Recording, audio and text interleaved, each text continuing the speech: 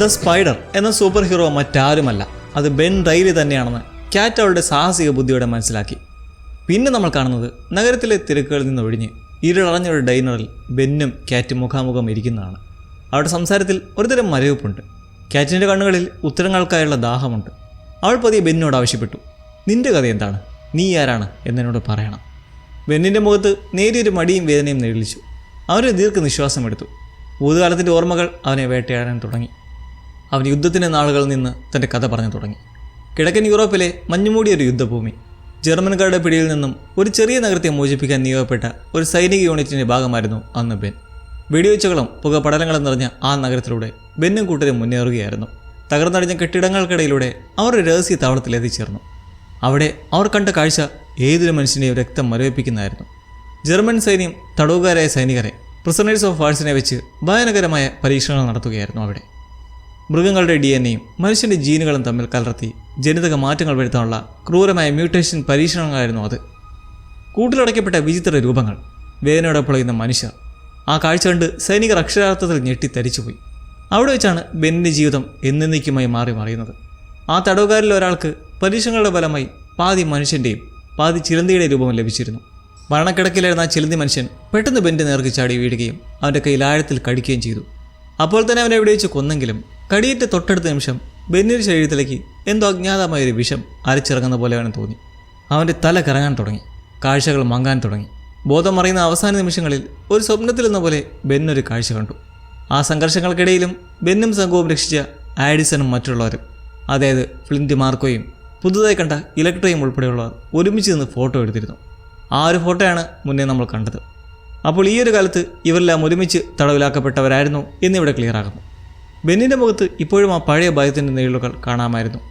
ആ സംഭവത്തിന് ശേഷം വീണ്ടും ഒരു സാധാരണ മനുഷ്യനായി ജീവിക്കാൻ ഞാൻ ഒരുപാട് കഷ്ടപ്പെട്ടു കാറ്റ്, ബെൻ വളരെ വൈകാരികമായി പറഞ്ഞു. ഫ്ലിൻറ്റിൻ്റെ കേസിൽ താൻ ഇത്രയധികം താല്പര്യം കാണിക്കാൻ ഒരു കാരണമുണ്ടെന്നും അവൻ തുറന്ന് സമ്മതിച്ചു. ഫ്ലിൻറ്റിനും തനിക്ക് ലഭിച്ച ഈ അമാനുഷിക ശക്തികൾക്ക് പിന്നിൽ ഒരേ ശക്തിയാണോ എന്ന് കണ്ടെത്താൻ അവൻ ആഗ്രഹമുണ്ടായിരുന്നു. അങ്ങനെയെങ്കിൽ ഈ ശക്തികൾ നൽകിയ അതേ ഉറവിടത്തിന് തന്നെ ഈ ശക്തികൾ തിരിച്ചെടുക്കാനും കഴിഞ്ഞേക്കും എന്നൊരു നേരിയ പ്രതീക്ഷ അവനുണ്ടായിരുന്നു. റൂബിയുടെ മരണത്തിന് ശേഷം ഈ സൂപ്പർ ഹീറോ ജീവിതം അവനെ വല്ലാതെ മടുപ്പിച്ചിരുന്നു. ദ സ്പൈഡർ എന്ന ഈ മുഖംമൂടി വലിച്ചെറിഞ്ഞ് പഴയ സാധാരണക്കാരനായ ബെൻ റൈലി ജീവിക്കാൻ അവൻ ആഗ്രഹിച്ചു. ആ വാക്കുകൾ അവൻ്റെ ഹൃദയവേദന മുഴുവൻ നേളിച്ചിരുന്നു. അതേസമയം ഡെയിലി ബ്യൂഗിൾ പത്രത്തിൻ്റെ ഓഫീസിൽ കാര്യങ്ങൾ വളരെ ചൂടുപിടിച്ച ചർച്ചകളിലായിരുന്നു. പത്രപ്രവർത്തകനായ റോബി തൻ്റെ എഡിറ്ററായ വാൾട്ടേഴ്സിന് മുന്നിൽ ഒരു പുതിയ ലേഖനം അവതരിപ്പിച്ചു. വൈദ്യുതി പ്രവഹിപ്പിക്കാൻ കഴിവുള്ള ആ വില്ലനെ സ്പൈഡർ പരാജയപ്പെടുത്തിയതിൻ്റെ വീരകഥയായിരുന്നു ആ ലേഖനത്തിൽ. എന്നാൽ വാൾട്ടേഴ്സിന് അത്ര പെട്ടെന്നൊന്നും അത് പ്രസിദ്ധീകരിക്കാൻ കൊടുക്കാതെ റോബി ചില ഡിമാൻഡ്സ് വെച്ചു. അങ്ങനെ ഒടുവിൽ ചില കടുത്ത വ്യവസ്ഥകളോടെ അദ്ദേഹം അത് സമ്മതിച്ചു. ഒന്നാമതായി, ലേഖനത്തിൽ ഒരക്ഷരം പോലും മാറ്റാൻ പാടില്ല, എല്ലാം അതേപടി തന്നെ വേണം. രണ്ടാമതായി, ലോണിയെയും ഫ്ലിൻറ്റിനെയും കുറിച്ച് മുമ്പ് പ്രസിദ്ധീകരിച്ച് തെറ്റായ വാർത്ത പിൻവലിച്ച് മാപ്പപേക്ഷ നൽകണം. അവസാനമായി റോബിക്ക് അവൻ്റെ പഴയ ഡെസ്ക് തിരികെ നൽകണം.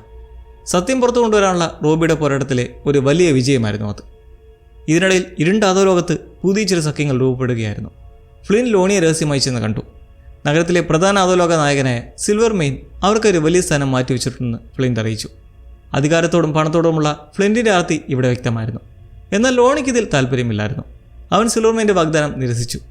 എങ്കിലും ഫ്ലിൻറ്റ് അവനെ വിടാൻ ഒരുക്കമായിരുന്നില്ല. ഒന്നുകൂടി ചിന്തിച്ചു നോക്ക് ലോണി, ഇത് നിലവിൽ നോട്ടപ്പുള്ളികളായുള്ള നമ്മുടെ ഈ ജീവിതം തന്നെ മാറ്റും. ഫ്ലിൻറ്റ് അവനെ പ്രേരിപ്പിച്ചുകൊണ്ടേയിരുന്നു. അവനതിൽ വീഴുകയും ചെയ്തു. ബെന്നിൻ്റെ ഓഫീസിൽ ബെന്നും റോബിയും ജാനറ്റും ഒത്തുകൂടി. കേസിൻ്റെ വളരെ നിർണായകമായ ചില വിവരങ്ങൾ അവർക്ക് ലഭിച്ചിരുന്നു. ജാനറ്റും റോബിയും കണ്ടെത്തിയ വിവരങ്ങൾ ബെന്നിനെ അക്ഷരാർത്ഥത്തിൽ ഞെട്ടിച്ചു. നഗരത്തിൽ സൂപ്പർ പവറുള്ള ആളുകൾ പ്രത്യക്ഷപ്പെടാൻ തുടങ്ങിയത് ഡോക്ടർ അലീത്തിയ ഫേബർ എന്നൊരു വനിതാ ഡോക്ടറെ അവർ സന്ദർശിച്ചതിന് ശേഷമാണ്. അന്വേഷണത്തിൽ മറ്റു ഞെട്ടിക്കുന്ന സത്യം കൂടി അവർ കണ്ടെത്തി.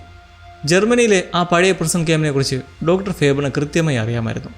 അവിടെ തടവുകാരായിരുന്ന പരീക്ഷണങ്ങൾക്ക് വിധേയരായ എല്ലാ സൈനികരെയും അവർ രഹസ്യമായി തിരഞ്ഞു പിടിക്കുകയായിരുന്നു. കാര്യങ്ങൾ കൂടുതൽ സങ്കീർണമാകുകയാണെന്ന് ബെന്നിന് മനസ്സിലായി. അന്ന് രാത്രി ദ ആൽക്കോവ് എന്ന ക്ലബ്ബിൽ വളരെ നാടകീയമായ ചില സംഭവങ്ങൾ അരങ്ങേറി. കാറ്റും സിൽവർമെയിനും സംസാരിച്ചിരിക്കുമ്പോഴാണ് ഫ്ലിൻറ്റും ലോണിയും അവിടേക്ക് വരുന്നത്. ഫ്ലിൻറ്റിനെ അവിടെ കണ്ടതും കാറ്റിൻ്റെ ഹൃദയമെടുപ്പ് നിന്ന പോലെ അവൾ ഷോക്കായിപ്പോയി. എങ്കിലും തൻ്റെ അമ്പരവ് പുറത്തു കാണിക്കാതെ അവൾ വളരെ ശാന്തിയായി നിന്നു. ഫ്ലിൻറ്റ് വളരെ ധൈര്യത്തോടെ സിൽവർമെയിനോട് പറഞ്ഞു, ഇനി നിങ്ങളെ ഉപദ്രവിക്കാൻ ആരെയും ഞാൻ അനുവദിക്കില്ല. അധോലോക നായകൻ്റെ മുന്നിൽ വെച്ച് പോലും ഫ്ലിൻറ്റ് തൻ്റെ ശക്തി പ്രകടിപ്പിക്കാൻ ശ്രമിക്കുകയായിരുന്നു. പുരുഷന്മാർ തമ്മിലുള്ള ഈ ബിസിനസ് സംസാരത്തിനിടയിൽ നിന്ന് കാറ്റ് പതിയെ പിൻവാങ്ങിയപ്പോഴേക്കും സിൽവർമെയിൻ ക്ലബിലേക്ക് പുതിയൊരു മ്യൂസിക് ബാൻഡിനെയും കുറച്ചുകൂടി പ്രായം കുറഞ്ഞൊരു ഗായികയും അന്വേഷിക്കാൻ തുടങ്ങാൻ കൂടുതലുള്ളവരുടെ നിർദ്ദേശം നൽകി. റോബി ഒട്ടും സമയം കളയാതെ ക്യൂൻസിലെ ആസ്പത്രിയിലേക്ക് പോയി. ഡോക്ടർ ഫേബറിനെ നേരിട്ട് കാണുകയായിരുന്നു അവൻ്റെ ലക്ഷ്യം. ഡോക്ടർ മുറിയിൽ വെച്ച് റോബി വളരെ രൂക്ഷമായി തന്നെ അവരെ ചോദ്യം ചെയ്യാൻ തുടങ്ങി. ഒപ്പം ഡോക്ടറുടെ സെക്രട്ടറി ഓഗ്ഡനും അവിടെ ഉണ്ടായിരുന്നു. നിങ്ങളുടെ ചികിത്സയ്ക്ക് ശേഷം മാത്രമാണ് ആ 4 പേർക്കും അമാനുഷിക ശക്തികൾ ലഭിച്ചത്. എന്താണ് നിങ്ങൾ അവരുടെ ശരീരത്തിൽ ചെയ്യുന്നത്? റോബിയുടെ ചോദ്യങ്ങൾ ഡോക്ടർ ഫേബറിനെ വല്ലാതെ പ്രകോപിപ്പിച്ചു. അവർ ദേഷ്യത്തോടെ പ്രതികരിച്ചു. ഞാൻ ചെയ്യുന്ന ഓരോ കാര്യത്തിനും വ്യക്തമായ കാരണങ്ങളുണ്ട്. എനിക്കെൻ്റെ രോഗികളെക്കുറിച്ച് നന്നായി അറിയാം. കൂടുതലൊന്നും പറയാൻ അവർ തയ്യാറായില്ല. അതേസമയം ഡോക്ടർ ഫേബർ ഓഫീസില്ലാത്ത ആ ഒരു സമയം നോക്കി ബെൻ വളരെ രഹസ്യമായി അവിടെ കടന്നു കയറി. ഒരു ഡിറ്റക്റ്റീവിനെ പോലെ അവൻ ആ മുറിയിലാകെ പരിശോധന നടത്തി. ഒരു ബുക്ക് ഷെൽഫിന് പിന്നിലായി ഒരു രഹസ്യ അറ അവൻ കണ്ടെത്തി. അതിൽ നിറയെ പഴയ ഫയലുകളായിരുന്നു. ആ സൈനികരുമായി ബന്ധപ്പെട്ട എല്ലാ രേഖകളും അതിലുണ്ടായിരുന്നു. ബെൻ ഫയലുകൾ പരിശോധിച്ചുകൊണ്ടിരിക്കുമ്പോഴാണ് ഡോക്ടർ ഫേബറും ഓഗ്ഡനും അപ്രതീക്ഷിതമായി അവിടേക്ക് തിരിച്ചു വരുന്നത്. പിടിക്കപ്പെടാതിരിക്കാൻ ബെൻ പെട്ടെന്നൊരു ബുദ്ധി പ്രയോഗിച്ചു. വഴിതെറ്റി വന്ന രോഗിയെപ്പോലെ അവൻ അഭിനയിച്ചു. അവരവനെ സംശയിക്കാതെ പുറത്തേക്ക് പോകാൻ അനുവദിച്ചെങ്കിലും എന്നാൽ മുറിയിൽ നിന്ന് പുറത്തിറങ്ങാൻ തൊട്ടു മുമ്പ് ഓഗ്ഡൻ്റെ കണ്ണുകൾ ബെന്നിൻ്റെ മുഖത്ത് പതിഞ്ഞു. പണ്ടത്തെ യുദ്ധഭൂമിയിൽ താൻ കണ്ട സൈനികരിൽ ഒരാളായിരുന്നു ബെൻ എന്ന് ഓഗ്ഡൻ തിരിച്ചറിഞ്ഞു. ആ തിരിച്ചറിവ് വരാനിരിക്കുന്ന വലിയ അപകടങ്ങളുടെ സൂചനയായിരുന്നു. അന്ന് രാത്രി നഗരത്തിലെ പോലീസ് സ്റ്റേഷനിൽ അപ്രതീക്ഷിതമായ ഒരു ആക്രമണം നടന്നു. ഫ്ലിൻറ്റും ലോണിയും ചേർന്ന് സ്റ്റേഷനിലേക്ക് അതിക്രമിച്ച് കയറി. പോലീസുകാരെ ഓരോന്നായി വീഴ്ത്തി അവർ അകത്തേക്ക് മുന്നേറി.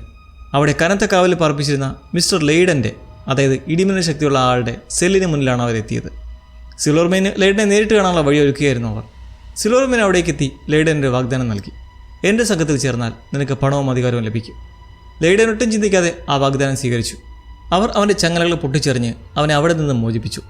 നഗരത്തെ വിറപ്പിക്കാൻ പോകുന്ന ഒരു വലിയ വില്ലൻ സംഘം അവിടെ രൂപം കൊള്ളുകയായിരുന്നു. ബെന്നും റോബിയും വീണ്ടും ഓഫീസിൽ ഒത്തുകൂടി. ഡോക്ടർ ഫേബറിനെ കുറിച്ചുള്ള വിവരങ്ങൾ അവർ ചർച്ച ചെയ്തു. തടവുകാരായ ആ സൈനികരെ രക്ഷിക്കാൻ വേണ്ടിയായിരിക്കാം ഡോക്ടർ ശ്രമിച്ചത്. എന്നാൽ അത് അവിടെ ഉള്ളിൽ ഉറങ്ങിക്കിടന്നിരുന്ന ജനിതക മാറ്റങ്ങൾ ഉണർത്തുകയാണ് ചെയ്തതെന്ന് ബെൻ വിലയിരുത്തി. പത്രത്തിൽ എക്സ്ക്ലൂസീവ് വാർത്ത പുറത്തുവിടുന്നതിന് മുമ്പ് ഫ്ലിൻറ്റിനെക്കുറിച്ചുള്ള എല്ലാ സത്യങ്ങളും കാറ്റിനെ അറിയിക്കാൻ തനിക്കൊരു ദിവസം സമയം വേണമെന്ന് ബെൻ റോബിയോട് ആവശ്യപ്പെട്ടു.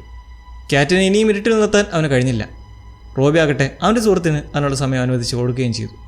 പെട്ടെന്നാണ് ബെന്നിൻ്റെ ഫോണിലേക്ക് സിൽവർമേൻ്റെ കോൾ വരുന്നത്. ബെൻ നേരെ സിൽവർമേനെ കാണാൻ പോയി. അവിടെ കണ്ട കാഴ്ച ബെന്നെ അല്പം അസ്വസ്ഥനാക്കി.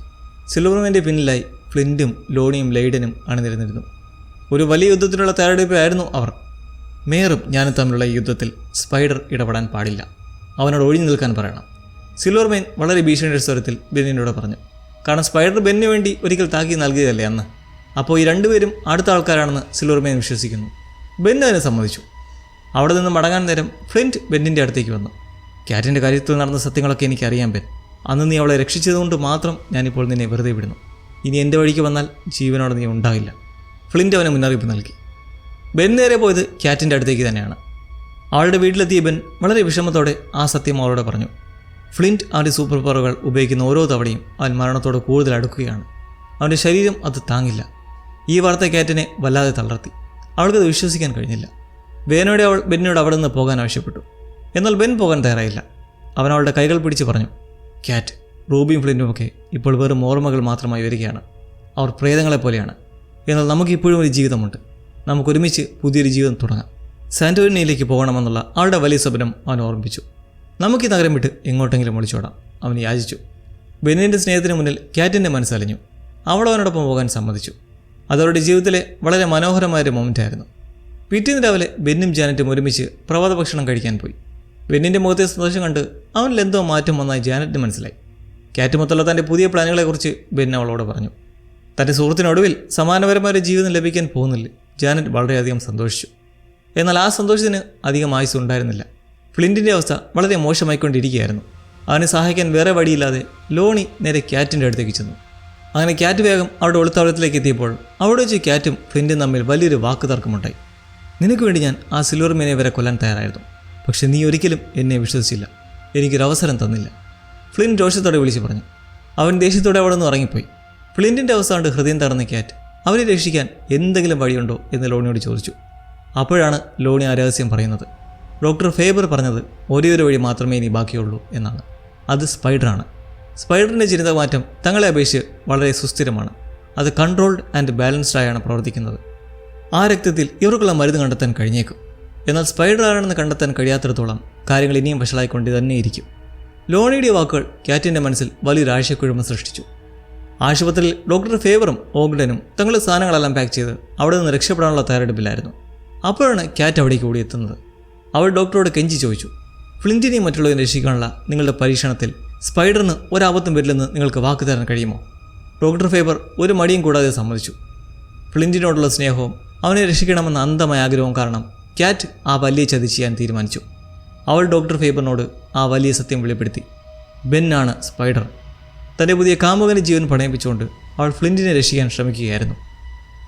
ക്യാറ്റിനൊപ്പം പുതിയൊരു ജീവിത സ്വപ്നം കണ്ട് തൻ്റെ സാധനങ്ങൾ അൺപാക്ക് ചെയ്യുകയായിരുന്നു ബെൻ. നഗരവും സ്പൈഡർ എന്ന തൻ്റെ ഐഡൻറ്റിറ്റിയും എന്നേക്കുമായി ഉപേക്ഷിച്ച് പോകാൻ അവൻ തയ്യാറെടുക്കുകയായിരുന്നു. പെട്ടെന്ന് അവൻ്റെ വാതിൽ ഒരു മുട്ട് കേട്ടു. വാതിൽ തുറന്ന ബെൻ കണ്ടത് ഡോക്ടർ ഫേബറുടെ സെക്രട്ടറിയായ ഓഗ്ഡനെയാണ്. ഓഗ്ഡൻ നേരെ അകത്തേക്ക് കയറി വന്ന് ബെന്നിന് മുന്നിൽ ഒരു പഴയ ബ്ലാക്ക് ആൻഡ് വൈറ്റ് ഫോട്ടോ നീട്ടി. അത് 2ാം ലോക മഹായുദ്ധകാലത്തെ ഒരു ചിത്രമായിരുന്നു. ആ ഫോട്ടോ കണ്ട ബെൻ അക്ഷരാർത്ഥത്തിൽ മരവിച്ചു പോയി. അതിൽ ഫ്ലിൻറ്റിനും ആഡിസണും ഒപ്പം നിൽക്കുന്ന വളരെ ചെറുപ്പക്കാരനായ ഒരു സൈനികനായിരുന്നു ഓഗ്ഡൻ. തനിക്ക് സംഭവിച്ച ആ ഭയാനകമായ ജനിതക മാറ്റത്തെക്കുറിച്ച് ഓഗ്ഡൻ പറയാൻ തുടങ്ങി.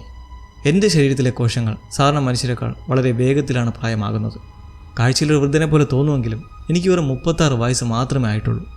ആ വാക്കുകളിൽ ഒരുപാട് വേദനകളുണ്ടായിരുന്നു. തൻ്റെ യൗവനം നഷ്ടപ്പെട്ട ഒരു മനുഷ്യൻ്റെ രോദനം.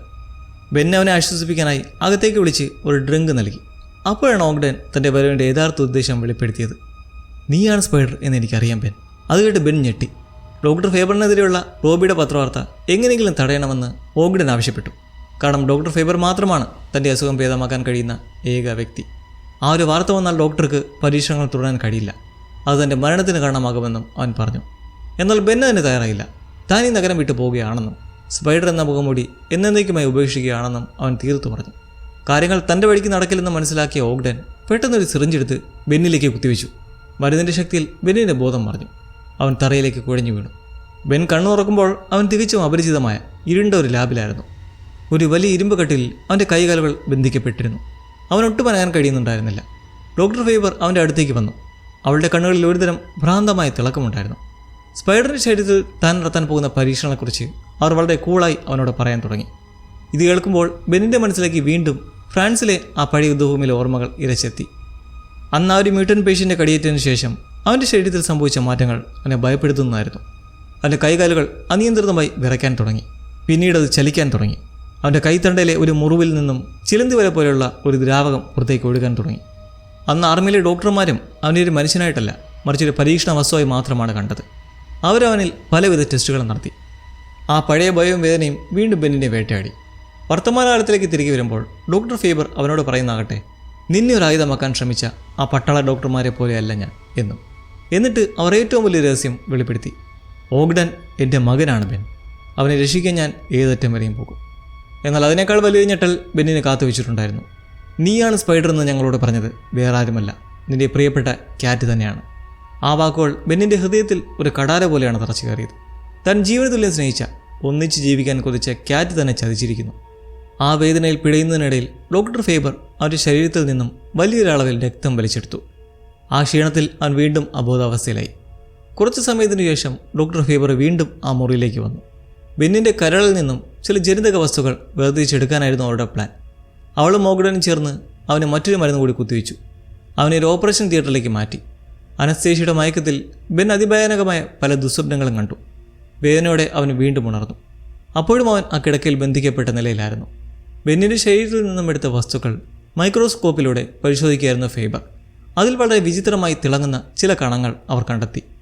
മറ്റ് മ്യൂട്ടൻസിൻ്റെ രക്തവുമായി ഇത് കലർത്തിയപ്പോൾ അവരുടെ അനിയന്ത്രിതമായ ജനിതക മാറ്റങ്ങൾ ശാന്തമാകുന്നതായി അവർ കണ്ടു. അതൊരു വലിയ കണ്ടുപിടുത്തമായിരുന്നു.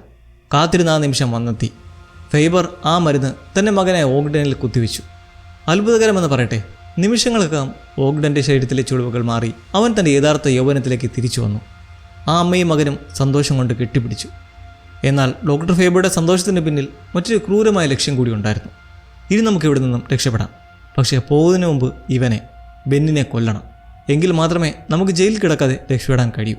അവൻ നമ്മുടെ ജീവനൊരു ഭീഷണി ആയിരിക്കും. സ്വന്തം മകൻ്റെ ജീവൻ രക്ഷിച്ചവനെ കൊല്ലാനുള്ള ആ അമ്മയുടെ ക്രൂരത കണ്ട് ഓഗ്ഡൻ പോലും ഞെട്ടി. അവൻ പെട്ടെന്ന് അമ്മയുടെ കയ്യിൽ നിന്ന് തോക്ക് പിടിച്ച് വാങ്ങി.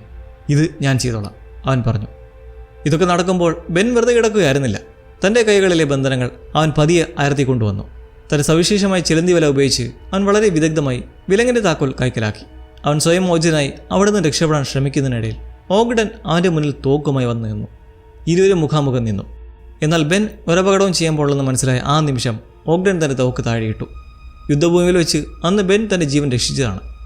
ആ കടം വീട്ടാനുള്ള സമയമാണെന്ന് അവന് തോന്നി. അവൻ ബെന്നിനെ രക്ഷപ്പെടാൻ അനുവദിച്ചു. അതേസമയം റോബിയുടെ പത്രവാർത്ത സിൽവർമെയിൻ്റെ ശ്രദ്ധയിൽപ്പെട്ടിരുന്നു. ഡോക്ടർ ഫേബറിനെ തിരഞ്ഞ് സിൽവർമെയിനും അതിൻ്റെ സൂപ്പർ പവറുള്ള ഗുണ്ടകളും ആ രഹസ്യ ലാബിലേക്ക് എരിച്ചു കയറി. ആ മനുഷ്യശക്തിയുള്ള ആളുകളുടെ ലിസ്റ്റ് ഫേബറുടെ കയ്യിൽ നിന്ന് വാങ്ങി അവരെ ഉപയോഗിച്ച് തൻ്റേതായ ഒരു വലിയ സൈന്യത്തെ ഉണ്ടാക്കുക എന്നായിരുന്നു സിൽവർമെയിൻ്റെ ലക്ഷ്യം. അവർ വരുന്ന കണ്ട് ബെന്നൊരു ചിലന്തിയെ പോലെ വളരെ വേഗത്തിൽ ലിഫ്റ്റിൻ്റെ സീലിംഗിലേക്ക് വലിഞ്ഞു കയറി ഒളിച്ചു.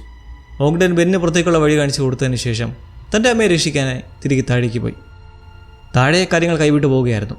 സൂപ്പർ പവറുള്ള മറ്റു രോഗികളെ എവിടെയാണ് ഒളിപ്പിച്ചിരിക്കുന്നത് സിൽവർമെയിൻ ഡോക്ടർ ഫേബറിനോട് ചോദിച്ചു. അവർ സിൽവർമെയിനെയും കൂട്ടരെയും മറ്റു ഇരുണ്ട മുറിയിലേക്ക് കൊണ്ടുപോയി. അവിടെ അവർ കണ്ട കാഴ്ച ആ വില്ലന്മാരെ പോലും ഭയപ്പെടുത്തുന്നതായിരുന്നു. വലിയ ചില്ല് ഭരണകളിലായി പരീക്ഷണം പരിചയപ്പെട്ട് വിചിത്ര രൂപികളായി മാറിയ ആ പഴയ സൈനികരുടെ മൃതദേഹങ്ങൾ സൂക്ഷിച്ചു വെച്ചിരുന്നു. തങ്ങളുടെ പഴയ സുഹൃത്തുക്കളുടെ ഈ ഗതി കണ്ട് ഫ്ലിൻറ്റും ലോണിയും ലെയ്ഡനും നിയന്ത്രണം വിട്ട് പൊട്ടിത്തെറിച്ചു. ഇത്രയും കാലം തങ്ങളെ ഒരു പരീക്ഷണ വസ്തുവായി മാറ്റുകയായിരുന്നു ഈ ഡോക്ടർ എന്നവർക്ക് മനസ്സിലായി. ലെയ്ഡൻ ദേഷ്യമടക്കാനാവാതെ ഡോക്ടർ ഫേബറിനെ ആക്രമിച്ചു. തൻ്റെ അമ്മയെ രക്ഷിക്കാൻ ഓഗ്ഡൻ ഇടയിലേക്ക് ചാടി വീണു. എന്നാൽ ലെയ്ഡൻ്റെ ശരീരത്തിൽ നിന്ന് പുറത്തു വന്ന ശക്തമായ ഇടിമിന്നലുകൾ ഇരുവരെയും വല്ലാതെ ആക്രമിച്ചു. ആ മിന്നലുകളിൽ നിന്ന് ലാബിലാകെ തീ വിടർന്നു. തീനാളങ്ങൾ ആ ലാബിനെ വിഴുങ്ങി തുടങ്ങി. ഒടുവിൽ തങ്ങളുടെ ക്രൂരമായ പരീക്ഷണങ്ങളുടെ ഫലമായി ആ അമ്മയും മകനും ആ തീജ്വലകളിൽ വെന്ത് മരിച്ചു.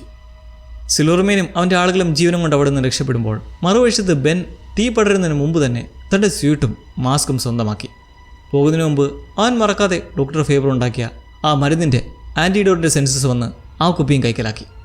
കെട്ടിടം പൂർണ്ണമായും അഗ്നിക്കിരയാവുന്നതിന് തൊട്ടു മുമ്പ് ബെൻ അവിടെ നിന്നും സുരക്ഷിതനായി പുറത്തു കടന്നു. തൻ്റെ പ്രണയിനിയുടെ ചതിയും സുഹൃത്തുക്കളുടെ വഞ്ചനയും മരണത്തിൽ നിന്നുള്ള ഒരു തിരിച്ചുവരവും അനുഭവിച്ചറിഞ്ഞ ബെൻ ആ മരുന്ന് കുപ്പിയും പിടിച്ച് ഇരുളിലേക്ക് നടന്ന് മറയുന്നതോടെ ഈ ആവേശകരമായ അദ്ദേഹത്തിന് തിരശ്ശീല വീഴുകയാണ്. ഇനി കലാശക്കൊട്ടാണ്. എന്തൊക്കെ പുയലുകളാണ് ഉണ്ടാകാൻ പോകുന്നതെന്ന് നമ്മൾ വൈകാതെ തന്നെ കാണും. അപ്പോൾ see you soon lovelies. Take care and be safe.